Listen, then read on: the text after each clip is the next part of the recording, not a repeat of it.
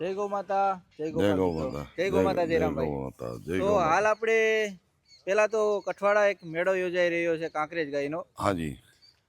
જે ખૂબ મોટા પાયે થઈ રહ્યો છે અને કાંકરેજ ગાયનું ખૂબ સરસ આયોજન આપણે થઈ રહ્યું છે.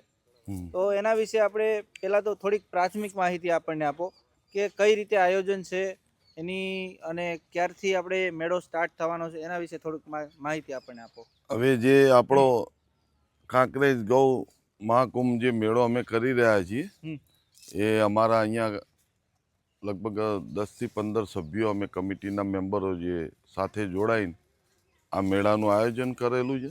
બરોબર. અને એની તારીખ છે ચોથા મહિનાની 20, 21, 22 જી. અને એની અંદર ટોટલી અમારા જે માલધારી રહ્યા એમાં હરિયાણા, રાજસ્થાન, ઓલ ગુજરાત પ્લસ એના સિવાય સાઉથની અંદર મહારાષ્ટ્ર, કર્ણાટક કે પંજાબ આ ઉપર એ જે કોઈ બી ઇન્ટરેસ્ટેડ હોય આની અંદર જે શોખીનો ગાયના એ દરેકને ખુલ્લું આમંત્રણ આપેલું છે અમે.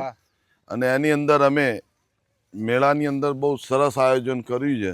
બરોબર. અને ખભે ખભો મિલાઈને આ મેળાનું આયોજન અમે જે કરેલું છે એની અંદર આવનાર મહેમાનો જે રહ્યા એમને રહેવાની ખાવાની ટોટલી વ્યવસ્થા કરી આપેલી છે અમે. બરોબર. એ રીતની વ્યવસ્થાનું આયોજન બી કરેલું છે. બરોબર. બીજી બીજી વસ્તુ જે માલધારી આની અંદર પશુ લઈને આવશે એની અંદર કોઈ બી માલધારીનું કે કોઈ બી વ્યક્તિની કોઈ ઓળખાણનો ઉપયોગ કે ક્યાંય કોઈની શું કહેવાય કે ઇનામ બાબતે કોઈની આમાં એ રહેશે નહીં. બરોબર. લાગવક કે કોઈ બી વસ્તુ. કારણ કે હું ઘણા બધા મેળા જોતો હોઉં છું. એની અંદર ઇનામની બાબતે જોવા જઈએ કારણ કે હું ઘણા મેળાની અંદર જજ તરીકે રહી ચૂકેલો છું. બરોબર. એની અંદર ઘણી જગ્યાએ મેં જોયેલું હોય છે એકબીજાની લાગવક ચાલતી હોય છે પણ આ મેળાની અંદર એ અશક્ય જ છે. બરોબર. બીજી વસ્તુ આ મેળાની અંદર ટૂંકમાં જોવા જાય કે નાનો માલધારી હોય ને એનું ઢોર સારું હોય તો એને પ્રપોઝ વધારે કરવાનું રહેશે. અને અમે રિંગ રોડની અંદર જે અમદાવાદની સરાઉન્ડિંગ એરિયાની અંદર જે ગાયો સારી રાખે છે એ લોકો કોઈ બી વ્યક્તિ અમે આ હરીફાઈની અંદર મૂકવાના નથી. પશુ ડિસ્પ્લેમાં આવશે. બરોબર. બાકી વધારે પડતું પ્રોત્સાહન અમે જે નાના માલધારી રહ્યા જે વગડાની અંદર ગાયો ચરાઈને ગુજરાન ચલાવે છે, ખેતરોમાં ચરાઈને ગુજરાન ચલાવે છે એમને પ્રપોઝ વધારે કરીએ છીએ. અને એમને લાભ સારામાં સારો મળે એવી કોશિશ અમારી પોતાની છે. બીજી વસ્તુ કે અમારે કોઈ બી મેળાની ગ્રાઉન્ડની અંદર કોઈ વેપાર કે એ રીતનું કોઈ સિસ્ટમ નથી કે નથી કોઈ બીજી કોઈ MOU કરવાનું કે કોઈ એમ્બ્રિયો કે ડોઝ બાબતેની કોઈ ચર્ચા અમારા ત્યાં નથી. ઓનલી ફોર અમે મેળો એટલા માટે કરી રહ્યા છીએ કે ગુજરાત પ્લસ ટોટલી હિન્દુસ્તાનની અંદર ભારત દેશની અંદર દેશી ગાય કોને કહેવાય એમાં કાંકરેજ પ્યોર કાંકરેજ કોને કહેવાય એ અમે બતાવવા માંગીએ છીએ. અને લોકોને એ રીતના અમે જાગૃત કરવા માંગીએ છીએ કે તમે પણ ગાય ઘરે રાખો કે જેથી કરીને આવતી પેઢીને સાચું અને સારું દૂધ મળે અને એનો વિકાસ સારો થાય. ત્રીજી વસ્તુ કે અમારા જે કોઈ બી નાના માલધારી છે એ કઈ રીતના ગાયો રાખે છે એ બી એની અંદર અમે દરેક વ્યક્તિઓને જાણ કરવાના છીએ કે ભાઈ આ લોકો આ રીતના પરિસ્થિતિની અંદર આવી ખરાબ પરિસ્થિતિની અંદર બી આ લોકો આ રીતના ગાયો રાખે છે ને એટલે એ લોકો એમનું ગુજરાન ચલાવે છે. બીજી વસ્તુ એ કે અમે જે કામ કરી રહ્યા છીએ એની અંદર કોઈ બી વ્યક્તિ આમાં જેટલા બી મેમ્બર રહ્યા એ પોતે જ આની અંદર ભોગ આપી રહ્યા છે દરેક વસ્તુની અંદર. ટોટલી મહેનત બધાને જ પોતપોતાના કામ સોંપી દીધેલા છે. અને લગભગ આજના દિવસની અંદર અને બધું સિલેક્શન બી થઈ જશે પશુઓનું. અને હું એવું માનું છું કે આ મેળાની અંદર ગુજરાતના સારામાં સારા અને લગભગ હરિયાણા રાજસ્થાનથી તો લગભગ આવે છે કે નહીં મને ખ્યાલ નથી કારણ કે રજીસ્ટ્રેશન જે કરાવી જો કોને હજુ મને ખ્યાલ નથી. બરોબર. પણ પશુ 1 નંબર આવશે અને અમારા સિલેક્શનની અંદર સારામાં સારું જ પશુ સિલેક્શન કરવાનું છે જેથી કરીને પબ્લિકને ખબર પડે કે આટલી સુંદર ગાય હોઈ શકે છે. અને પણ જે નાના માલધારી વર્ષોથી એની પાછળ મહેનત કરે છે એની પાછળ ભોગ આપે છે હા, નાના માલધારી માટે જ વધારે અમારો ઇન્ટરેસ્ટ છે આ મેળાનો કરવાનો. કારણ એ જ છે કે નાના માલધારીને શું છે કે અત્યારે જે કોઈ બી તકલીફો પડી રહી છે એટલે એ તકલીફો દૂર થાય ગમે તે રીતના. પ્લસ બીજું સરકારને બી આ વસ્તુ ધ્યાનમાં આવે તો બહુ સારું છે. બરોબર. કારણ કે નાનો માલધારી અત્યારે અમારા જે કચ્છના વઢિયારની સાઈડના જેટલા બી માલધારી રહ્યા એ લોકોનું અત્યારે હાલની તારીખની અંદર શોષણ જ થાય છે. હા. કશું જ મળતું નથી. તો બી વર્ષોથી લગભગ 5-5, 10-10 પેઢીઓથી આપણી આ કાંકરેજ ગાય ગુજરાતની અંદર ટકાવી રહ્યા છે. એ જ રીતના હરિયાણાની અંદર બી માલધારીઓ એટલી હદે મહેનત કરી રહ્યા છે કે એની પાછળ એટલી બધી મજૂરી કરે છે કે એ લોકો બી ટકાવી રહ્યા છે. રાજસ્થાનની અંદર બી ટકાવી રહ્યા છે. કારણ કે રાજસ્થાનની અંદર સૂકો પ્રદેશ વધારે છે, વરસાદ ઓછો હોય છે, છતાં બી એ લોકો પોતાની જોડે ઓછામાં ઓછા 80-90 પશુ રાખે છે અને એનું પૂરું કરે છે. બરોબર. એ પોતે ભૂખ્યા રહે છે પણ ગાય ભૂખી રાખતા નથી. એટલે અમારા માલધારીની એક આ ખાસિયત મેન વસ્તુ છે. પોતે ભૂખ્યો હશે, પશુ અમારું ભૂખ્યું નથી રાખતું. અને બીજી વસ્તુ અમારે તો કોઈ વસ્તુ જોઈતી નથી. બસ આ મેળાની અંદર અમારા માલધારીના સારા આશીર્વાદની જ અમારે જરૂર છે. બીજું કશું જ જોતું નથી. અને સારું કાર્ય થઈ જશે એટલું અમને અમારા માલધારીઓના આશીર્વાદ પહેલેથી મળેલા છે, માતાજીઓના આશીર્વાદ મળેલા જ છે. એટલે સારું કાર્ય થશે જ. અને આ મેળાની અંદર ક્યાંય કોઈ મતભેદ કે કશું રાખવાનું થતું નથી. અને નાનાથી માંડીને પુરુષ સ્ત્રી દરેકનું માન સન્માન જળવાઈ રહેશે અને જળવાય એવા અમારા ટોટલી અત્યારથી પ્રયત્નો ચાલુ છે. બરોબર છે. વાહ, ખૂબ સરસ વાત કહેવાય. જયરામ કાકા છે એને વાત કરી કે કઈ રીતે મેળાનું આખો આયોજન છે અને કઈ રીતે આખી ગોઠવણી છે અને જે નાનામાં નાના માલધારી છે એ કઈ રીતે આગળ આવે એના માટે જ આખું મેળાનું આયોજન કરેલું છે. હાજી. તો એ મેઇન વસ્તુ કહેવાય. હવે જયરામ કાકા, આપણે બીજી વસ્તુ તો આપણે એ કહો કે મેળામાં જે પશુ આવશે એનું સિલેક્શન ટોટલ કેટલા પશુનું છે, કઈ રીતે છે, અને થોડુંક ઇનામ વિશે પણ થોડીક માહિતી આપણને આપી દો. અમારે આ મેળાની અંદર ટોટલી 100 પશુ આવશે. બરોબર. હરીફાઈમાં. બરોબર. એમાં મોટા આખલા 20 આવશે, સુંદર ગાયો 20 આવશે, બરોબર, દૂધવાળી ગાયો 20 આવશે, 2 દાંતે વાછડીઓ આવશે 20 અને 2 દાંતે વાછડા 20 આવશે. બરોબર. અને ઇનામની જ્યાં વાત કરીએ તો 100 વિનર જે રહ્યું એ અલગ ઇનામ છે અમારું 1,11,000. બરોબર. અને પહેલું ઇનામ